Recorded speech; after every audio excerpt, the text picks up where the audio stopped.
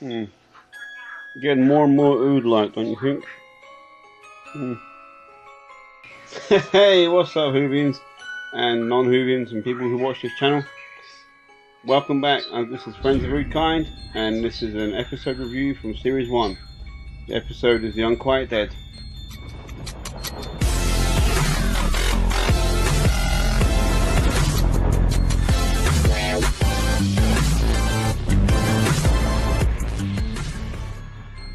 The pre-title sequence, I did enjoy that.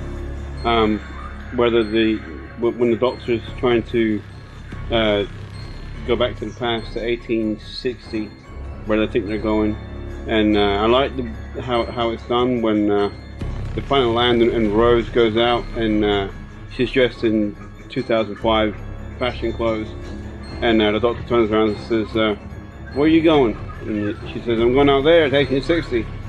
He says, "Dressed like that, you'll cause a riot, Barbarella." And then she goes back and gets changed into the appropriate clothes for the time period. Then she comes back out into the main room of the TARDIS, and the Doctor's like, "Blimey, you look beautiful considering you're human." I thought that was funny. And then I liked it when Rose said to the Doctor, "Aren't you going to get changed?" He said, I changed my jumper." I thought that was just brilliant. That kind of personifies the Ninth Doctor, I think. That he is willing to change, but not that much. I also thought it was good how they built these other characters up. This Gwyneth, played by Eve Miles, and Mr. Sneed, who run this funeral home. And these gas creatures start taking over the dead bodies. I thought it was really good visual effects with the old woman walking down the street screaming with the gas creature inside, and all you see is the blue light in her mouth. I thought that was great visual effects. And then the Doctor and Rose discover where and when they are, because they were aiming for 1860 Naples, I believe. And the Doctor picks up a newspaper like you would to find out where and when you are. And the Doctor says, "You got the flight a bit wrong. It's not 1860, it's 1869. And Rose is like, "I don't care." And the Doctor says, "It's not Naples, it's Cardiff." And then Rose was like, "What?" I thought that was really, really comical.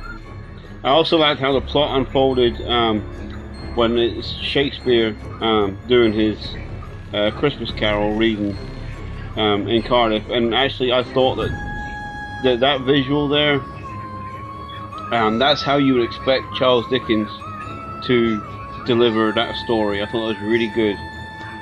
And then this gas creature escapes from this old lady, and everyone gets scared and it's swirling around the room, and then the Doctor and Rose appear. I thought that was really good. And when Gwyneth and Mr. Sneed finally get the old woman and put her back into the hearse, Rose isn't too happy about it because she thinks that this old woman's alive, and she's, again, 2005 ways of life. And I did like the throwback to when Rose gets kidnapped. I think that's called the throwback to the classic era, especially William Hartnell's era, where everyone gets kidnapped. The scene between the Doctor and Charles Dickens, I thought that was really good. Character development from Charles Dickens. The Doctor is telling him that he loves all his books, and Charles Dickens is not really interested in what the Doctor has to say until he says that he's his biggest fan. And as soon as he does figure out that the Doctor does like Charles Dickens, does like him, it was good how he kind of turned around and says, "Come on."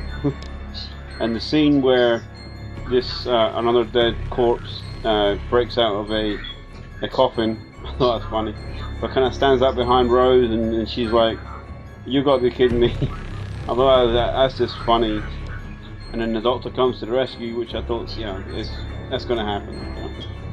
I did really enjoy the scene between Rose and Gwyneth, where Gwyneth is obviously she's psychic, and as the story tells, and she sees Rose. She says, "The things you've seen, the darkness, the big bad wolf.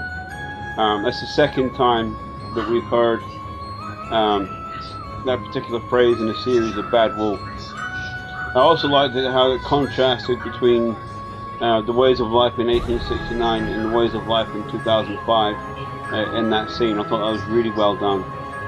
I did enjoy how Charles Dickens in this wasn't buying any of the supernatural stuff until sort of the seance that they had. I enjoyed that, and when these gas creatures finally revealed who they really were, the Gelf Confederacy. I like how they kind of played on the guilt of the Doctor when they said they lost their home world in the Time War, and the Doctor's just kind of, okay, well, I need to give them something.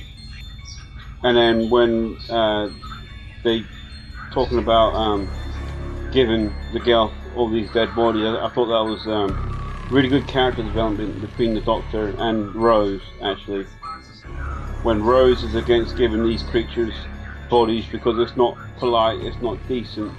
Again, going into the ways of life of 2005, and the way that the Doctor said, kind of mirrored that, saying, well, do you carry a donor card?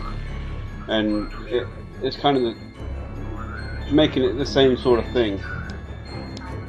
I also enjoyed it how Gwyneth was calling these creatures, this Gelf, her angels, because there's a rift in time and space in Cardiff, and Gwyneth grew up on that rift, and the strongest point of the rift is actually in the funeral home, and the strongest part of that is in the morgue. I thought that was really, really kind of creepy and interesting, and I did enjoy how the Gelf sort of progressed and said, no, there's more than just a few of us, there's a few billion, and they wanted to kill everybody on the earth and take their bodies.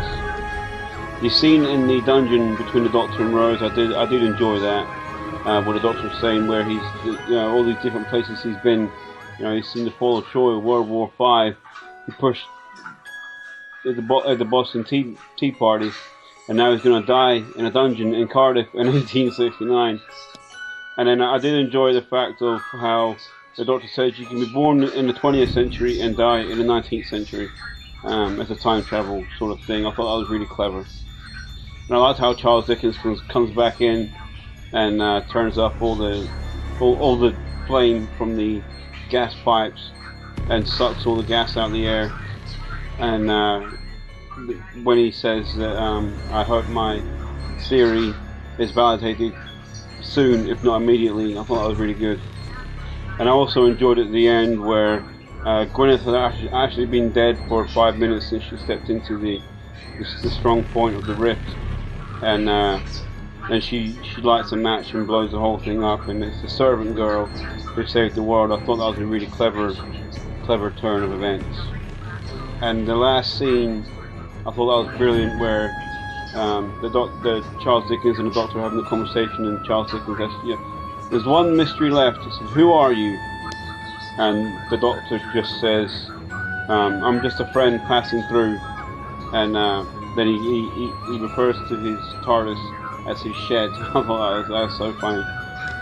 And then I also liked it at the end where Charles Dickens is thinking of new endings because he's seen all this new stuff on Earth, and he's thinking of different endings for his particular stories.